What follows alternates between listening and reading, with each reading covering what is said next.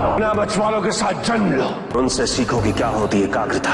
तांत्रिक परंपरा एक बहुत ही जटिल और अत्यंत गुण ज्ञान से उत्पन्न हुआ है भारत। इसका संसार अत्यंत विचित्र और विशिष्ट भी है। इसका जीवन दर्शन अनूठा है और इसके अपने नियमावली और विधि विधान होते हैं। इस ज्ञान और विचारधारा के अनुयायियों के लिए अत्यंत आवश्यक है कि वो उसकी नियमावली और आचार संहिता का अनुसरण करें। ये विद्या कई रीतियों और पद्धतियों का सम्मिश्रण है। इस ज्ञान को प्रबुद्ध करने के पश्चात इसके अनुयायी कोई भी अविस्मरणीय कार्य कर सकते हैं। इस ज्ञान की प्राप्ति हेतु तुम्हें मुझे अपने गुरु के रूप में स्वीकार करना होगा। मुझे गुरु के रूप में स्वीकार करने के पश्चात पति पत्नी के सारे अधिकार स्थगित कर दिए जाएंगे। क्या तुम्हें स्वीकार है? हमें स्वीकार है।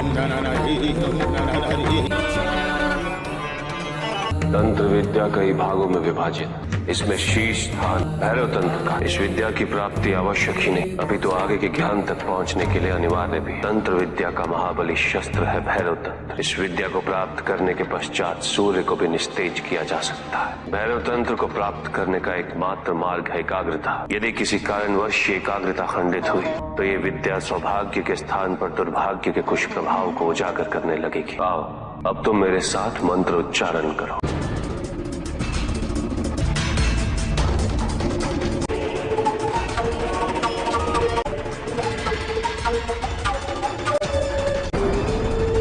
अब मैं तुम्हें भैरव तंत्र के मूल तत्व का ज्ञान देता हूँ। इसे शतक्रम के नाम से भी जाना जाता है और ये शतक्रम हमारे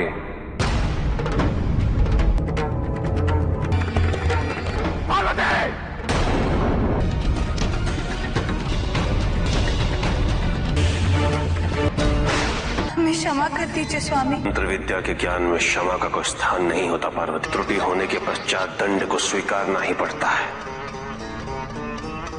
यदि तुम्हें ज्ञान ग्रहण करने की मंशा नहीं थी तो तुम्हें अधिकार ऐसा कदापि नहीं है। हम इस ज्ञान को प्राप्त करने हेतु तत्पर हैं, किंतु हमें स्वयं आश्चर्य हो रहा है कि हम कब और कैसे निद्रा से प्रभावित हो गए। आप कृपया इस ज्ञान को पुनः आरंभ कीजिए। मानव शरीर में इदा और पिंगला नामक दो नाड़ियों के बीच वक्ष नाम की नाड़ी, उसकी 6 ग्रंथियों में पद्माकर के 6 चक्र स्थित है। उन्हीं 6 चक्रों को